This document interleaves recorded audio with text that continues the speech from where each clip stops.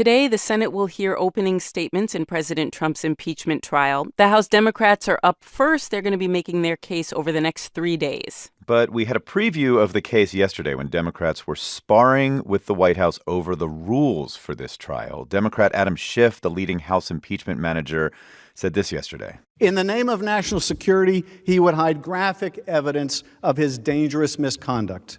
The only question is, and it is the question raised by this resolution, will you let him? NPR White House correspondent Franco Ordonez is in studio. Thanks for coming in, Franco.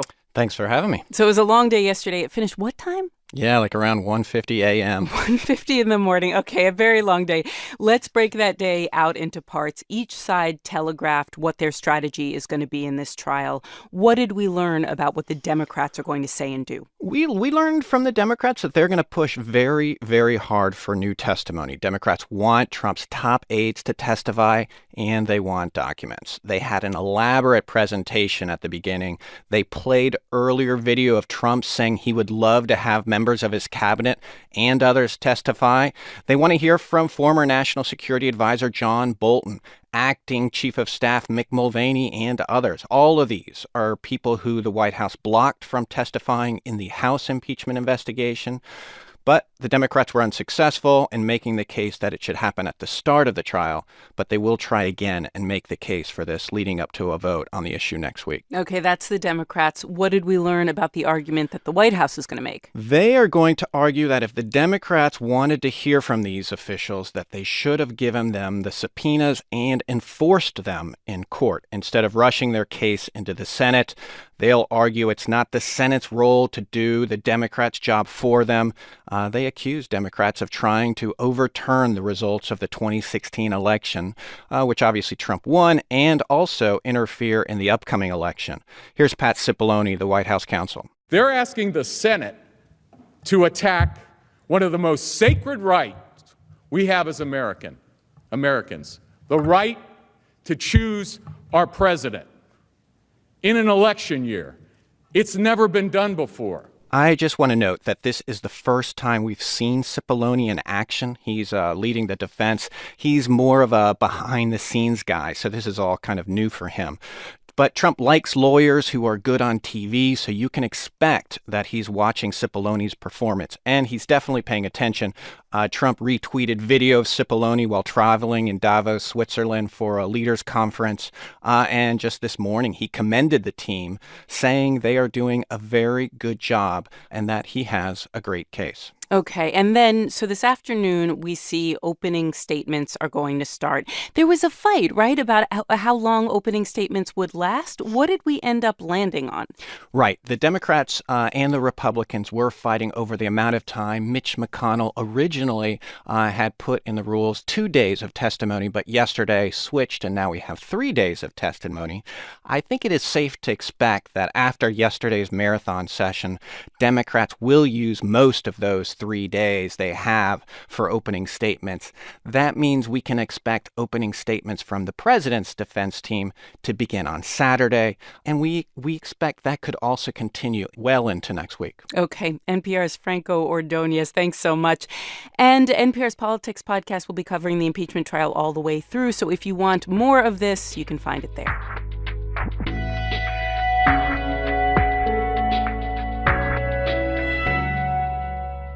We've been reporting all week on this new deadly virus that first appeared in China. Now it has reached the United States. Yeah, it sure has. A 30-year-old man from Everett City, Washington, became the first confirmed U.S. case of a new coronavirus strain. The man recently returned from the central Chinese city of Wuhan, where the virus is believed to have originated. This is Washington's Governor Jay Inslee at a press conference yesterday. This is certainly not a moment for panic or high anxiety. It is a moment for vigilance. So at least 9 people have died so far. More than 450 are infected, and that includes 15 medical staffers. China's National Health Commission says there's evidence of this virus spreading through respiratory transmission. That means coughing or sneezing. The World Health Organization, meanwhile, is going to convene a panel of experts today to decide whether this outbreak should be classified as a global health emergency. NPR's Beijing correspondent Emily Feng has been following all of this from China. Hey, Emily. Good morning. So this virus has a lot of people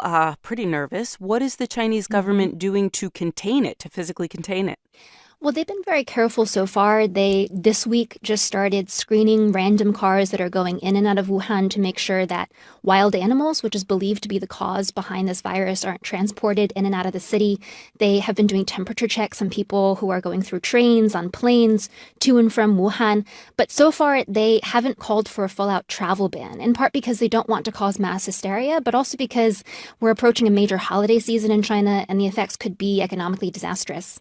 Is the government treating this virus as a serious risk to the public? It sounds a little bit like they're not sure exactly how serious they think it is or how serious they want to telegraph that it is. So far, they have taken it really slowly, and it's really only been the last 3 days that the perceived seriousness of this problem and thus the government response has been much more aggressive. But it's been 3.5 weeks since the first case was reported. The problem is that they don't really know what the cause of the virus still is. They don't know what type of animal may have caused the virus, and they're still not totally sure that human-to-human transmission through respiratory means is how it's spreading. Yeah, we talked to a virologist yesterday who said there's a lot of things that are unknown at this point, which is what's making people so worried. So how are people in Wuhan and other Chinese cities feeling about this? Are people panicking? They're skeptical, first of all, of what the government is telling them, and there's definitely anxiety. I mean, there's everyone on the streets today in Beijing are wearing face masks. It's actually really hard to get them right now, and luckily NPR has a bunch stockpiled up from air pollution days, but now we can use them for another reason, for coronavirus. But the reason why there's skepticism is there's been this sudden jump in the number of confirmed coronavirus cases in China. As of today, there were more than 450, but 3.5 weeks ago, it stayed steady around 60. And then all of a sudden, 4 days ago, you saw the number of cases jump from 60 to the 450 we see today. A lot of residents have asked themselves, is that because of the time it takes to screen and diagnose these people, or is it because local governments have been dragging their feet in disclosing these cases? There's been one study that estimates about 1,700 people should have this illness by now. China refutes that. Here is Gao Fu, who is director of China's Disease Control Center. This is a mathematical model. The number you are referring to was the maximum in the range predicted. Faced with viruses like this, facts must be facts, and theories are just theories. So they're very careful about controlling information, but they also have a history of underreporting previous disease outbreaks. Okay, NPR's Emily Fang in Beijing. Thanks, Emily. Thank you. NPR will have more reporting on the case in the United States on air and in our podcasts.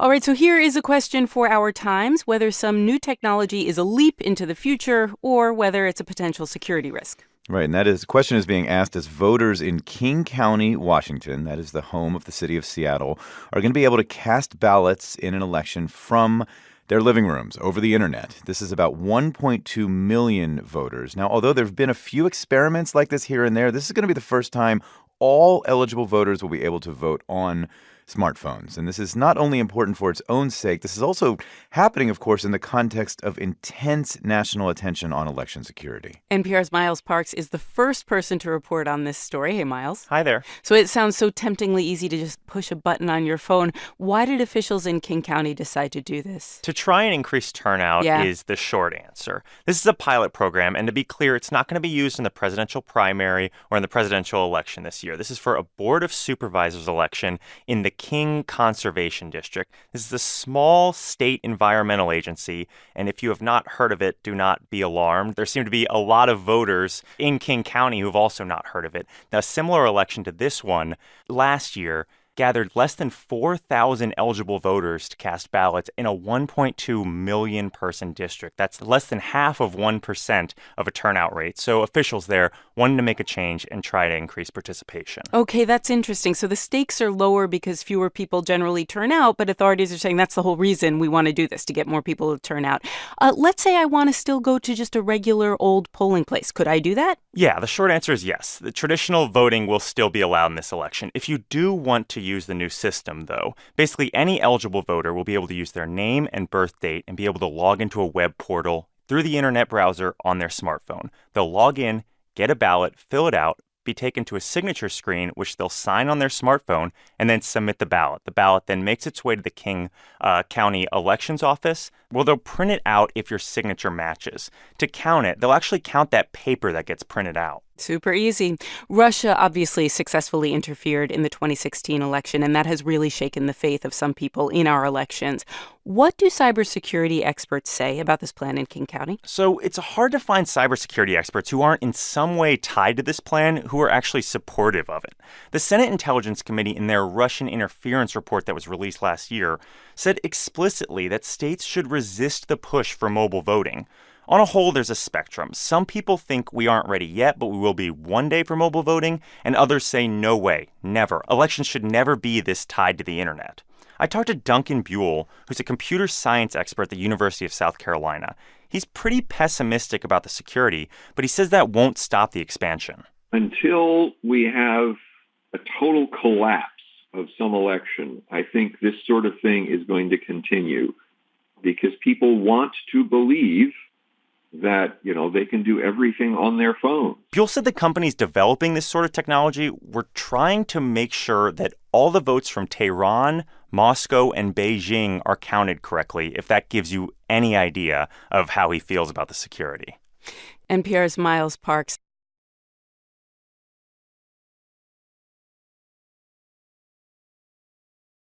We're heading into the second day of opening statements in President Trump's impeachment trial. Yesterday, Democratic House managers began walking senators through their arguments. Yeah, the senators sat for almost 9 hours while Democrats laid out their case against the president. Later on, here's how Democrat Adam Schiff summed it up. It was an exhausting day for us, certainly, but we have adrenaline going through our veins, and for those that are required to sit and listen, it is a much more difficult task. And of course, we know our positions. You have the added difficulty of having to weigh the facts and the law. All right, let's bring in NPR White House reporter Aisha Roscoe with us this morning. Hi, Aisha. Good morning. All right, so Schiff warned senators that this is just the beginning. There could be what he says is some very long days to come. But let's talk through what ground he covered and he and the other House managers covered yesterday. So they began walking through all the things they had learned from the people who testified in the impeachment investigation. And each of the House impeachment managers retold the story of what happened in their own way. They focused on different elements of the president's phone call with Ukraine's president, the one where he asked for investigations into former Vice President Joe Biden and that freeze Trump put on Ukraine aid. There was also more sweeping talk about the big picture and what's at stake. Here's Congressman Hakeem Jeffries. Vladimir Putin is above the law in Russia. Erdogan is above the law in Turkey. Kim Jong-un is above the law in North Korea. But in the United States of America, no one is above the law, not even the president of the United States. And that's a point that Democrats seem to want to drive home, that this is not just about impeachment, but this is about the nature of our democracy. What did it feel like inside the Senate chamber? Well, so we have our colleagues who cover Capitol Hill. They were in the press gallery watching the action where apparently there was some senators were taking notes, but at least one was maybe doing a crossword puzzle. Sometimes senators would take breaks, walk into the cloakroom, getting a bite to eat or having coffee. At one point, there was a protester but in the public gallery, but it was very briefly, a brief interruption, and it was quickly stopped. Mostly, though, it was just a series of long monologues, and the House managers did use President Trump himself, clips of him, to help drive their points home. But Schiff did acknowledge that it is going to take a lot of patience for these senators to sit through this for another several days. Yeah, well, what about President Trump? What about his defense team? How have they been reacting to this so far? The president was traveling back from Switzerland, and he was tweeting arguments from his supporters. Factbase, a website that tracks the president's words and tweets, said he actually had a record day yesterday. By 6:30 p.m. yesterday, he was up to 142 tweets. That's beating his previous record as president. So you had him really trying to get this messages about the impeachment trial, even though he wasn't in the U.S. for most of the day. And briefly, what happens today? Democrats have 24 hours over 3 days. They used some of that yesterday. What they will seem to want to get into now is the constitutional basis for impeachment, but they're expected to wrap up on Saturday, and President Trump's defense team will get their turn on Saturday. All right, NPR's Aisha Orozco covering it all. Thanks, Aisha. Thank you. For more coverage on all things impeachment, be sure to check out NPR's Politics podcast.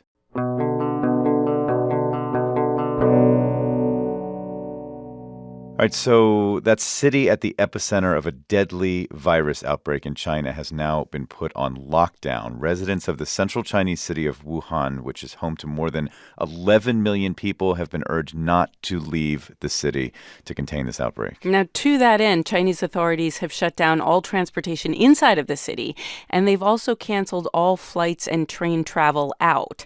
600 people are now infected. At least 17 people have died. Still, the World Health Organization has not declared this a global health emergency. They say they need more information, but their experts are going to meet later today. And let's bring in NPR's Beijing correspondent Emily Fang. Good morning, Emily. Hey. So this keeps spreading rapidly. Do we know why this is happening? It's because human-to-human transmission of the virus is now possible, say Chinese health authorities, and that allows the virus to spread way more quickly. On the ground, of course, there is the suspicion that this jump in numbers is actually just because there's been belated reporting of what's really happening on the ground. British researchers have suggested that based on similar outbreaks, there should be about 4,000 cases of the virus in China now, and that's far higher than the 600 or so cases China's confirmed today.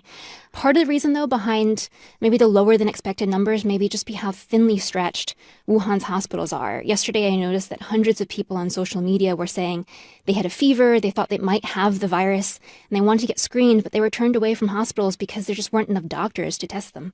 I went back to find these people this morning to call them, and these posts have been deleted. And we also now have what seems to amount to a quarantine of this city of millions of people. What is that like, and is that expected to help contain this? It's too early to say, but I do have to say there's pretty widespread public support for this quarantine despite the inconvenience.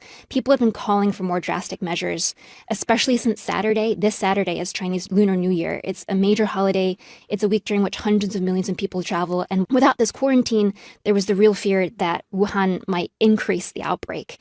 It's not a total lockdown yet, though. People were still allowed to leave by car this morning, though they were being screened. Some highways are now being just blocked off. But for those that stayed, they're now there for the long haul. They've emptied out all the store shelves of hand sanitizer and face masks. I talked to a resident of Wuhan today who only gave his last name as Wang, and he says the sudden shift towards more aggressively managing the public health crisis has really raised public awareness in the city. Back then, people weren't taking things seriously at all. They still gathered to play cards or go to clubs. But gradually, as more cases were announced, you could feel the public beginning to care. The question, though, really is, now that the virus has spread to basically every Chinese province, including the city of Hong Kong, even though Wuhan is where most of these cases are concentrated, it's not clear how effective a quarantine of just Wuhan is going to be, given that a lot of cases are in other cities.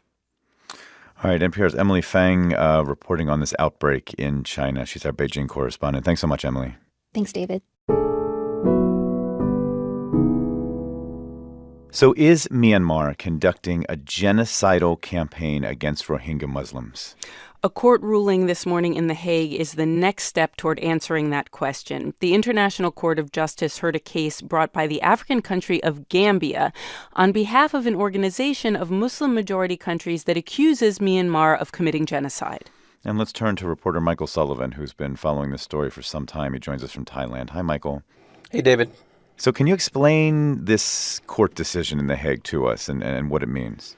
Well, first of all, I think we need to make clear that this is in no way a final decision on the allegations of genocide. That could take years, but this was about provisional measures requested by Gambia, basically a restraining order compelling Myanmar not to abuse the Rohingya who remain in Myanmar's Rakhine state. And the court granted several of those measures today and said that the Rohingya in Myanmar are still in danger and should be a protected group.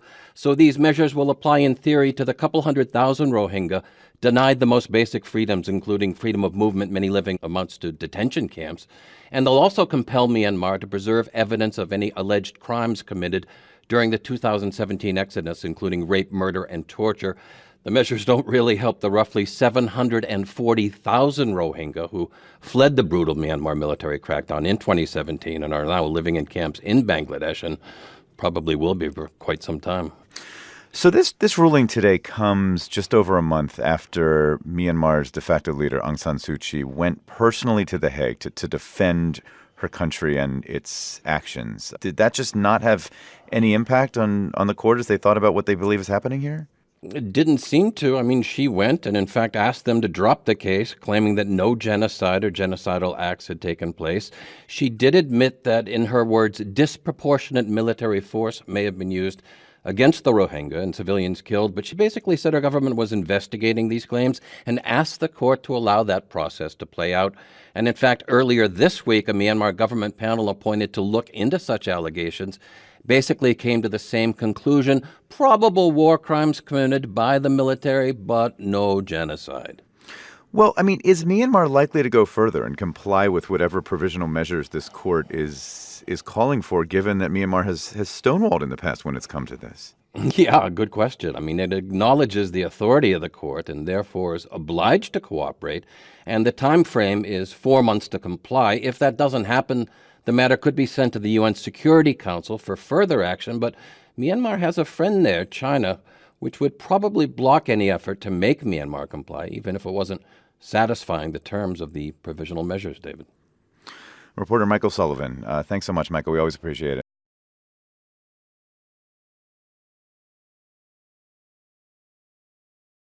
After months of investigating President Trump in the impeachment inquiry, it all comes down to today for House Democrats. That's right. This is their last day to lay out their case for why President Trump should be removed from office. Yesterday, Democrats were at it for 8 hours, trying to convince senators that what the president did in Ukraine amounted to abuse of power and that he should be removed from office. This is one of the House impeachment managers, Congresswoman Val Demings of Florida. When it came down to choosing between the national interests of the country and his own personal interest, his reelection, President Trump chose himself. So, how do Democrats close their case today? We are joined in studio by NPR congressional reporter Claudia Grisales, who has been watching it all. Hi, Claudia. Hi there. So, Democrats yesterday focused on the first article of impeachment. Was there one specific issue or argument they were trying to get across? Yes, they focused on evidence that President Trump abused the power of his office and hammered home why the president threatened national security by withholding this aid to Ukraine. They played video clips from hearings showing witnesses testified to this, from the stark testimony of former Ambassador Fiona Hill, debunking this theory that the country of Ukraine interfered in the 2016 elections, to the testimony of an overheard phone call of the president heard asking about these investigations. They connected the dots as well between a Fox News poll showing that presidential candidate Joe Biden was leading Trump and the beginnings of this hunt for a probe into the former vice president. And Russia and Russian President Vladimir Putin played large themes yesterday as well, with Adam Schiff, the lead impeachment managers, and others highlighting multiple times that the president was peddling this debunked theory about Ukraine and Putin's public gratitude that it was being peddled around.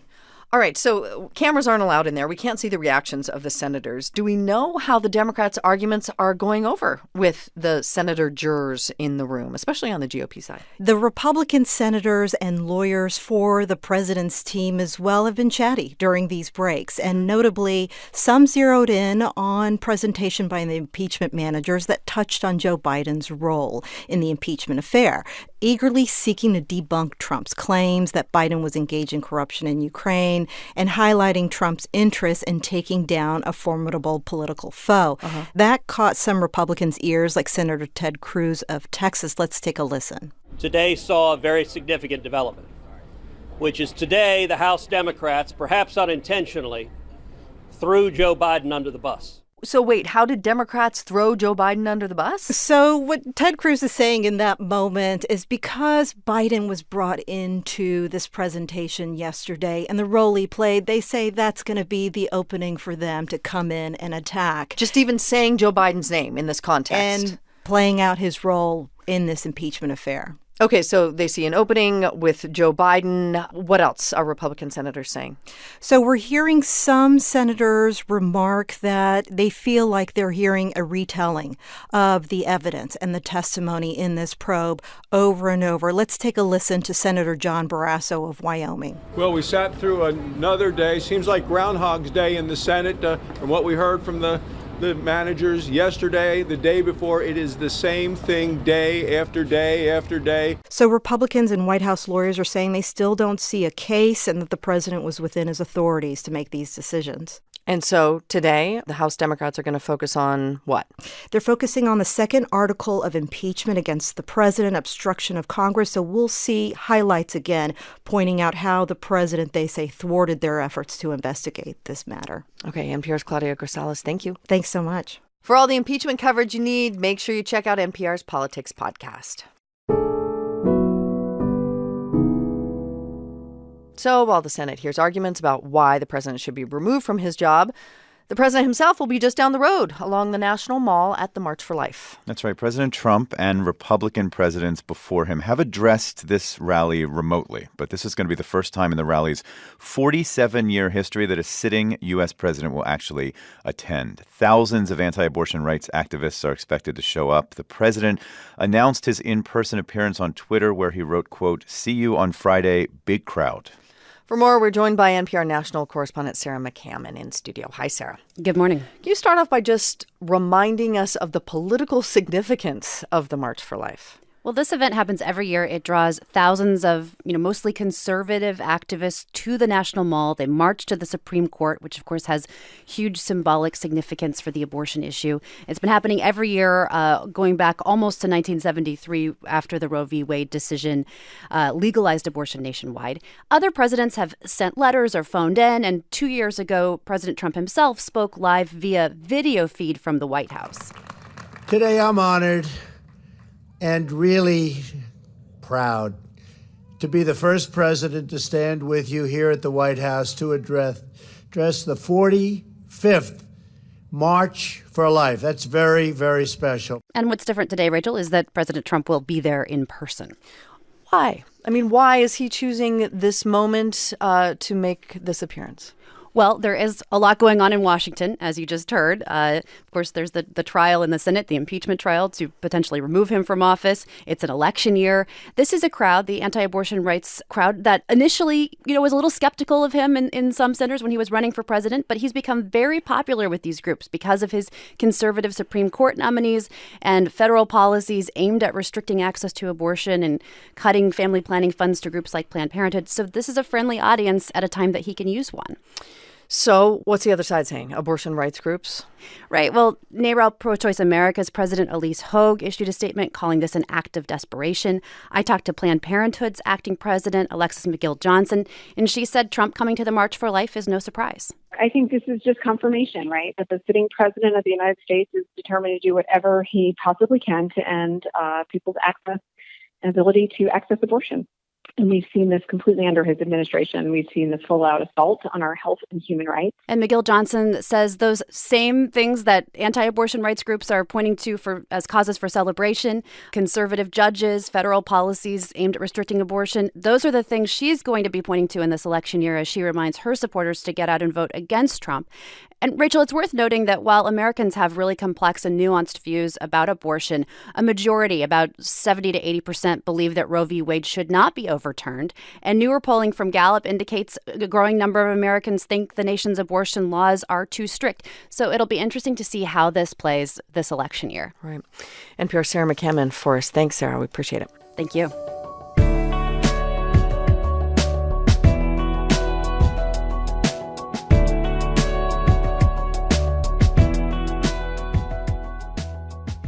All right, before we turn to our next story, we need to let you know that for the last few minutes of the show today, we're going to be talking about sexual assault. The trial of Harvey Weinstein took a dramatic turn yesterday when actress Annabella Sciorra took the stand. That's right. You may know the actress from The Sopranos. She is the first of 6 women expected to testify that Weinstein raped or sexually assaulted them. Yesterday, she described Weinstein pinning her hands above her head and raping her as she fought back by punching and kicking him. The former film producer has maintained that all of his contact was consensual. NPR's Rose Friedman was in the New York courtroom yesterday, and she will be there again today, and she joins us now. Hi, Rose. Hi, Rachel. So Annabella Sciorra, she was a really well-known actress, getting a lot of attention in the 90s. A lot of people will recognize her face from The Sopranos. David gave a snapshot of her testimony. It's hard to hear it, but can you tell us more about what she said? Yeah, she explained that she'd met Harvey Weinstein at a party in LA in the early 90s. He actually offered her a ride home from that party, and nothing bad happened at that point. Then she got a role in a Miramax film, which his company produced. And then, the next part of the testimony got really emotional. It's going to be disturbing for some listeners. Sciorra says after a dinner in New York in 1993 or 1994, Weinstein offered her a ride home again. He dropped her off. She says she went upstairs and got ready for bed. A few minutes later, she says there was a knock at the door. She opened it, and Weinstein was standing in the hall. She says he pushed the door open, came inside, and began unbuttoning his shirt. So she said in court she never gave any indication that she was interested in a sexual relationship with Weinstein, that she asked him to leave, and when he put his hands on her, she started yelling and fighting. She described the rape in detail, and then she said in court, I said no, but there wasn't much I could do at that point. My body shut down. It was just so disgusting that my body started to shake. It was like a seizure. And he was there, right? She's saying all this as Weinstein is sitting in the courtroom. Mm-hmm. Yep. So then she's cross-examined. What happened during that exchange? Yeah. So Weinstein's team has maintained that all of the incidents in this case were consensual. Weinstein's lawyer, Donna Rotuno, did the questioning. She started by noting that Sciorra was an actress who took on different characters for a living. She also asked a lot of questions about the apartment that Sciorra was in, whether Weinstein could have gotten by the doorman, how he would have known her apartment number, why Sciorra couldn't have gotten away, and why she didn't report it to the police. And to that, Sciorra said she didn't really think at the time that it was rape. She thought rape was something that happened in a back alley by someone you didn't know. What happens today? We're going to hear from an expert witness in the behavior of women who've been assaulted. And then there are 5 more women who will testify that they were raped or assaulted by Weinstein. And then there are various other people who have been mentioned. Rosie Perez has been mentioned as someone that Annabella Sciorra talked to about her story. And all of that is expected to take 6 to 8 weeks, so probably sometime into March. All right, NPR's Rose Friedman reporting on moving, gruesome testimony coming from Annabella Sciorra, one of the women accusing Harvey Weinstein of rape and sexual assault. That trial is ongoing in New York. Rose, we appreciate it. Thank you so much.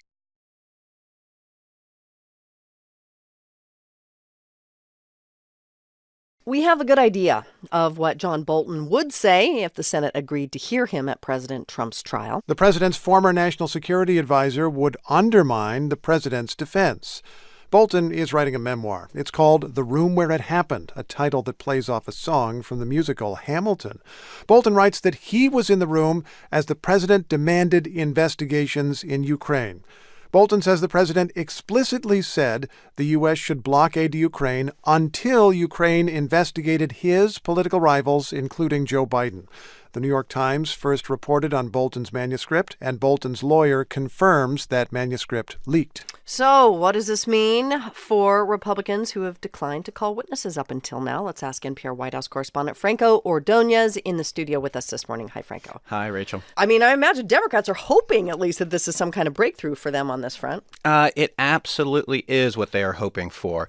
You know, the Democrats issued a statement last night. They said the revelations bolstered their argument for calling Bolton as a witness. Now, this story cited accounts from multiple people, none of whom were named, but who had seen drafts of the book that Bolton is writing. The New York Times story. Correct. Right. And NPR hasn't seen a draft of the manuscript, but we did get a statement from Bolton's lawyer, Charles Cooper. And what does it say? Well, he's not disputing any of the information in the reporting. He said that he gave a copy of the manuscript to the White House for a standard security review. This is a review that makes sure no classified or sensitive material has been written.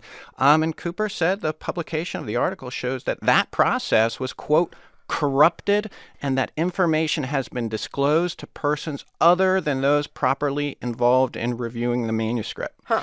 I should note that President Trump is already firing back hard. In a trio of tweets, he said he never said that the aid was tied to investigations.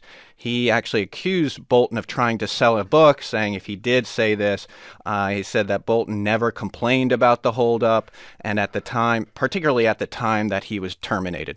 And I think Bolton's book is scheduled to be published in March, if I'm not mistaken. But he has made clear, hasn't he, Franco, that if the Senate were to subpoena him, that he would show up. No, he did. He absolutely did. You know, at first he had that battle with the House and said he'd only move if he was subpoenaed. Then there was a court case involving his deputy. Then, surprisingly, right before the Senate trial got started, he said he would testify. But President Trump says that could be a national security problem. All right, so let's look forward if we could, because we are launching the White House moment. They get to launch their defense. We saw a preview of that on Saturday. But what are we expected to hear from the president's lawyers today? Well, we're going to hear the president's defense team's case. They're going to really dive into the bulk of their arguments. They've been very clear that they're going to attack the process as well as the substance, and they're going to do so aggressively. We got a little taste of that on Saturday with White House Pat Cipolloni's basically saying the Democrats are trying to rip up the ballots for the 2020 election. They're here to perpetrate the most massive interference in an election in American history, and we can't allow that to happen. Key to their argument is that President Trump did nothing wrong and he acted within his powers and the national interests. All right, NPR White House correspondent Franco Ordonez, thank you. We appreciate it. Thank you. And for more coverage of today's Senate impeachment trial, don't forget to check out NPR's Politics podcast.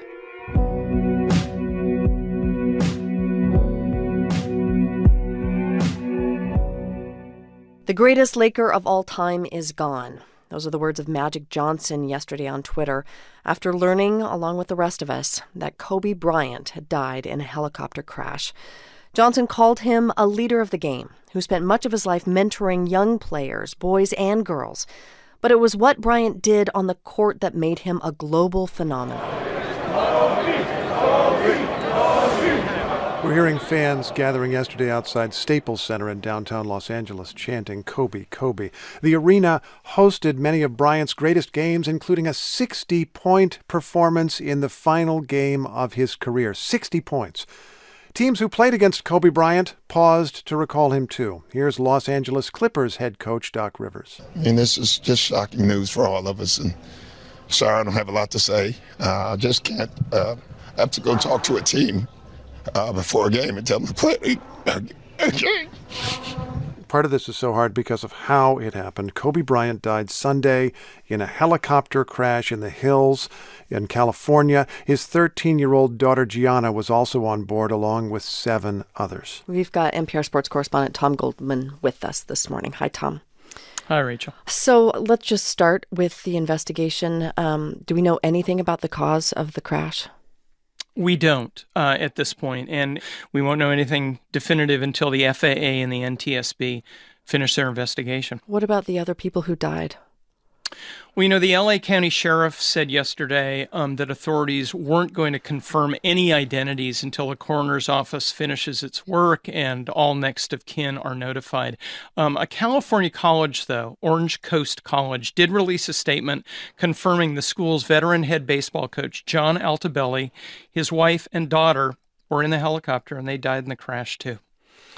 So obviously all the remembrances are pouring in for Kobe Bryant, who made such a difference, obviously, on the court, but also off. What was it about him that transcended the game of basketball?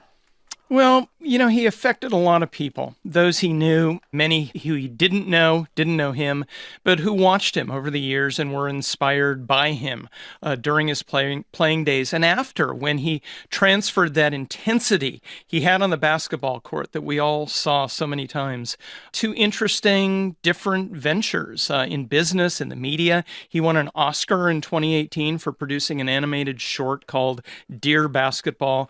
And you heard comments from people gathered at Staples Center, what we heard from a little bit earlier yesterday, about how they were inspired by his drive and achievements and how they wanted to instill their kids with those same things, whatever they do in life. I mean, he was always celebrating in others' victories, right? Like even Saturday night, didn't he reach out to LeBron James to congratulate him for breaking one of his records?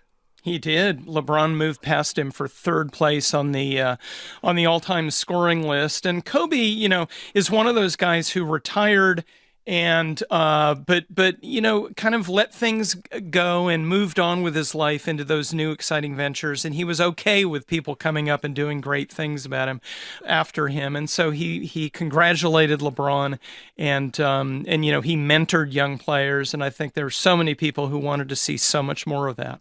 NPR's Tom Goldman. Thanks, Tom. You're welcome.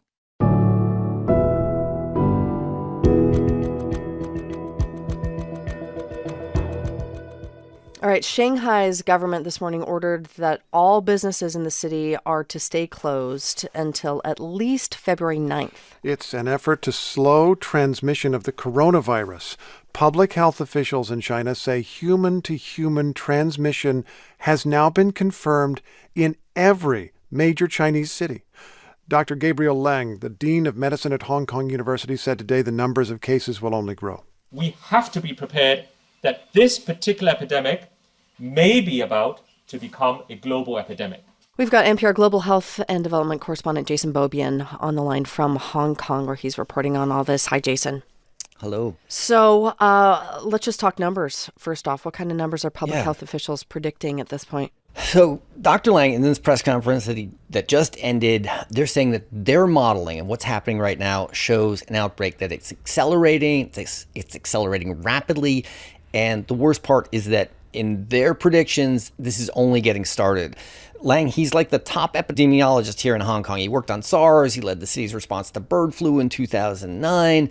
And he just presented this report that he just shared with us, the press, and it has the pandemic peaking in late April, early May, with 150,000 cases a day in the city of Chongqing alone. Never mind the rest of China. He's upfront that he's saying that this is a worst case scenario, but it's based on the assumption that the acceleration they're seeing now continues and there's no new measures taken to get control of this outbreak. So if there are no new measures, but what measures can be put in place to make sure this doesn't happen? And that's the difficult thing. They're saying that there's a lot that's being tried. There's still a lot that is not known about this virus, but they're saying the key right now is to isolate the sick, quarantine people who may have been exposed, limit large gatherings, and some of this is happening, as you mentioned earlier, that Shanghai has ordered businesses and government offices to stay closed through February 9th. Hong Kong here has closed schools at least until February 17th. Every day it seems like more buses, trains, and plane routes are getting shut down in China. And at this point, nobody thinks that there's going to be some magic pill or vaccine that's going to be developed to get this thing under control. Right now, it's about containment of the virus and containing the sick. All the projections you've been talking about are limited to China. Did these public health officials say anything about what the threat outside China looks like right now? Yeah, so the paper they were putting together was looking specifically at China, and that was what they were focused on. They're Hong Kong specialists, and they were to some degree looking at what is the risk to Hong Kong. But they had good access. They've got good experience with China, and so that was their main focus. But Dr. Lang said, particularly if this worst case modeling plays out and we're seeing hundreds of thousands of cases, he says this is going to become a global pandemic. Not only with people getting the disease all around the globe, but with sustained pockets of human transmission in many other parts of the world. Again, that's all based on if they cannot stop this rapid acceleration of cases that we've seen over the last week.